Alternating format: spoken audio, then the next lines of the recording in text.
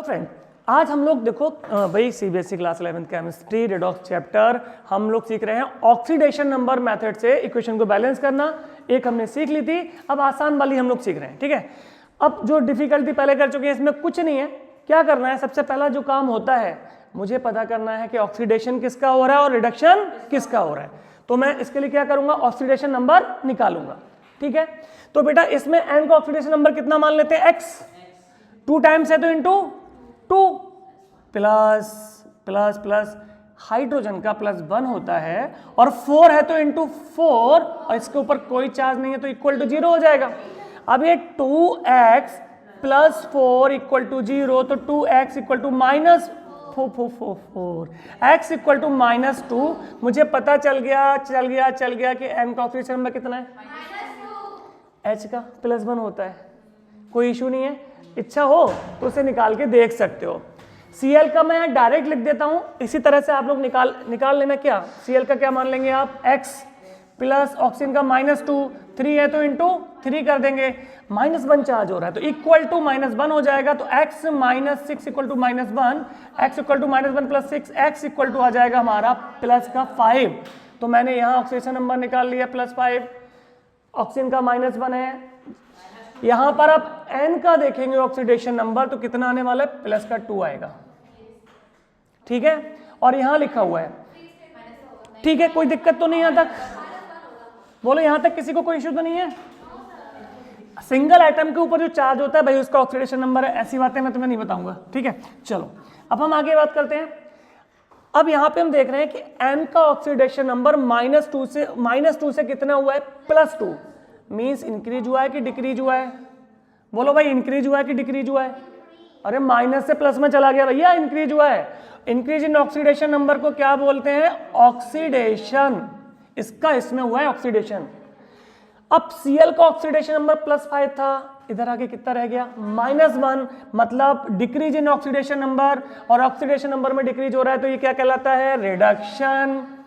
तो ये common process है, आयन इलेक्ट्रॉन मेथड में भी ऐसा करते हैं हम लोग। अब मैं एक एक करके लिख लेता हूं। पहले क्या लिखूंगा, ऑक्सीडेशन हाफ रिएक्शन।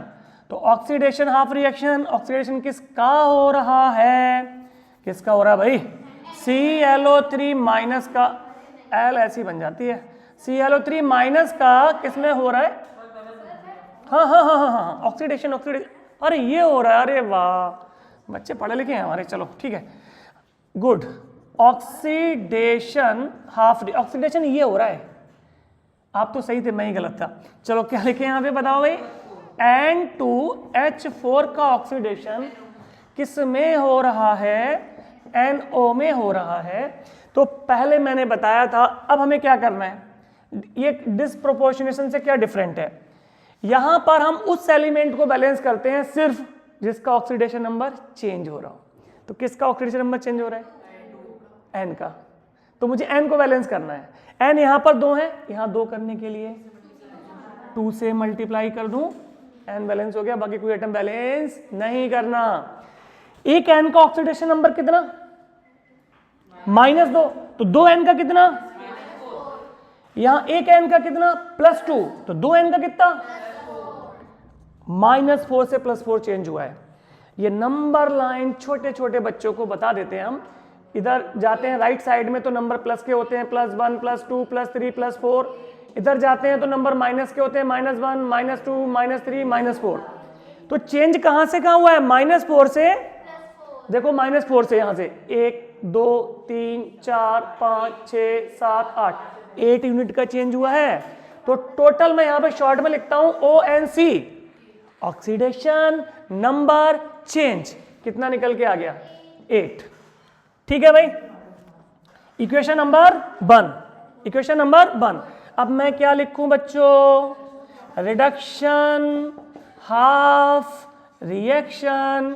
अब रिडक्शन हाफ रिएक्शन लिख लेते हैं भाई, जो पहले गलत, यही रिडक्शन था, ये था रिडक्शन।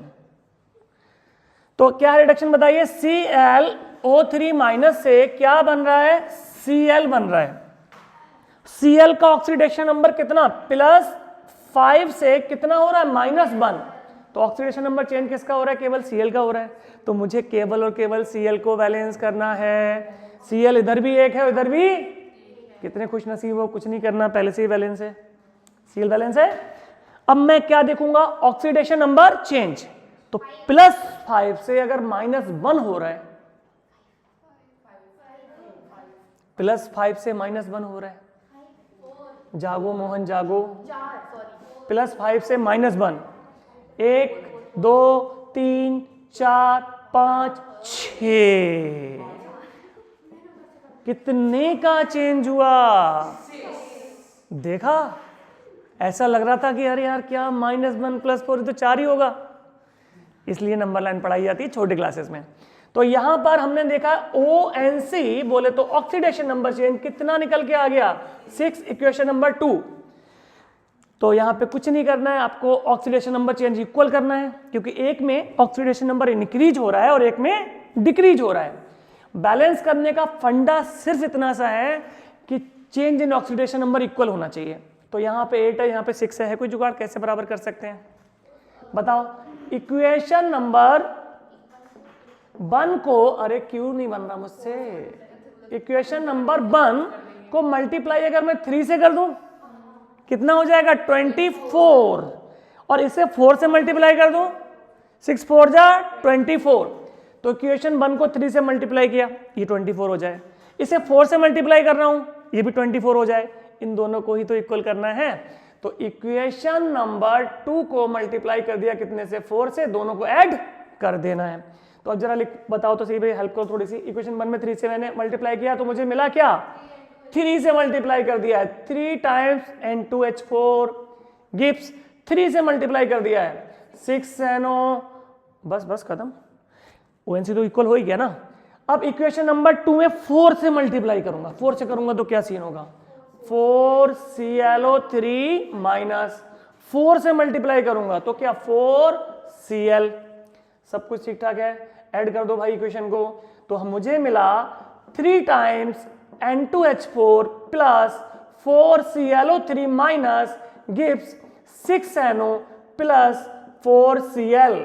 तो जो हमें इक्वल करना था, increase in oxidation number equal to decrease in oxidation number, वो हम कर चुके हैं। अब मुझे अदर एटम्स बैलेंस करने हैं। अदर एटम्स का मतलब वो एटम्स जिनके ऑक्सीडेशन नंबर चेंज नहीं हो रहा है, जिनका हो रहा था वो तुमने बैलेंस कर लिए। तो अदर में कौन? N है क्या? नहीं, N तो मैं पहले ही बैलेंस कर चुका हूं, चेक कर लो। 3 2 जा 6 और 6, N से नहीं बोलना। Cl इधर भी 4, इधर भी 4, मैं बैलेंस कर चुका हूं पहले ही। Cl से नहीं बोलना। तो क्या बच रहा है? अब बच रहा है O और H। O और H में किसे पहले बैलेंस करोगे? बोलो भाई। O और H में हम बैलेंस करेंगे ऑक्सीजन को। किसे करेंगे? तो ऑक्सीजन को बैलेंस करने के लिए, और यहाँ क्वेश्चन में मैं थोड़ा सा बता दूं, 7.19 बुक से जब आप पढ़ेंगे तो वहां लिखा हुआ है बेसिक मीडियम।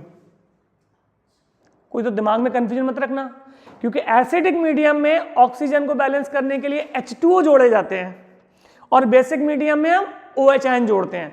तो साफ साफ लिखा है कैसा मीडियम? बेसिक। क्वेश्चन की लैंग्वेज में मेंशन है यहाँ पे ऊपर, ठीक है। तो अब मैं देख रहा हूं यहां पर ऑक्सीजन कितने हैं? 3 4 जा 12 और यहां पर है 6। इधर 12 ऑक्सीजन है इस साइड में, इस साइड में 6 ऑक्सीजन है। यहां कितने कम है? 6 ऑक्सीजन कम है। बेसिक मीडियम में जितने ऑक्सीजन यहां पर कम है ना, उसके डबल OH आयन जोड़ जाते हैं। तो 6 ऑक्सीजन अगर इधर कम हो रहे हैं तो मैं क्या करूंगा? 6 के डबल क्या है बेटा? 12 OH आयन ऐड कर दूंगा। यहां पे चाहो तो आप लिख सकते हो on balancing other atoms, on balancing other atoms, क्योंकि ये तो हम अपने पास से बैलेंस करते हैं। ऑक्सीजन बराबर हो गया, चेक कर लो। 12 6 और 6 12। अब किसकी बारी? लास्ट में बचते हैं कौन? हाइड्रोजन। तो हाइड्रोजन इधर है कितने? 4 3 जा 12 हाइड्रोजन है। इधर एक भी हाइड्रोजन नहीं है। तो 12 हाइड्रोजन को बैलेंस करने के लिए क्या ऐड करेंगे हम? बोलो। 12 H आयन। ऐसा करते ही इक्वेशन बैलेंस हो गई। देख लो भाई, ऑक्सीजन कम थे, हमने H2O नहीं किया। अच्छा, 1 मिनट रुको। हाँ, H2O करना है ना। इधर 12 OH किया तो इसका आधा दर क्या करेंगे? 6 H2O करेंगे, तभी तो ऑक्सीजन बैलेंस होगा। शायद गलत चेक कर लिया था पहले हमने, अब चेक करते हैं। 3 4 जा 12 और 6 18 ऑक्सीजन। यहाँ पे देखो 6 और 12 18 ऑक्सीजन इक्वल हो गए, ऑक्सीजन इक्वल। अब किसकी बारी? हाइड्रोजन की। तुमने बता दिया वरना पूरा वीडियो खराब हो जाता है यार। चलो तो 4 3 जा 12, 4 3 जा 12 हाइड्रोजन यहाँ पर है और 12 यहाँ पर है, 24 हाइड्रोजन इस साइड में है और यहाँ पर हाइड्रोजन कितने हैं केवल, तो 12 हाइड्रोजन कम हो रहे हैं, तो मैं क्या ऐड कर दूंगा? 12 हाइड्रोजन को ही ऐड कर दूंगा, मेरा काम हो गया, इक्वेशन बैलेंस हो गई। अब मुझे बस इसे सिस्टेमेटिक करके लिखना है, सिस्टेमेटिक कुछ नहीं, ऐसे ही लिखना है। देखो आपको पता है कि एक H और एक OH मिलता है तो क्या बनता है? इसी तरह से यहाँ 12H और 12OH मिलेंगे तो क्या बनेगा? 12H2O। तो राइट हैंड साइड में 12H2O और लेफ्ट हैंड साइड में तो 6H2O से 6H2O कैंसिल, तो यहां पर कितने बचेंगे? अब केवल 6 ही बचेंगे ना। चलिए तो कैसे लिखते हैं बताइए? 3 टाइम्स N2H4, ओके, फिर क्या लिखे हैं बताइए? 4ClO3 माइनस, देन ये 6H2O कैंसिल हो चुका है, यहां पर 6NO आ जाएगा, उसके बाद आ जाएगा 4Cl आ जाएगा। ये 12H2O बने थे आपस में मिलकर, जिनमें से 6 कैंसिल हो गए हैं, तो क्या लिखूंगा मैं? Plus 6H2O।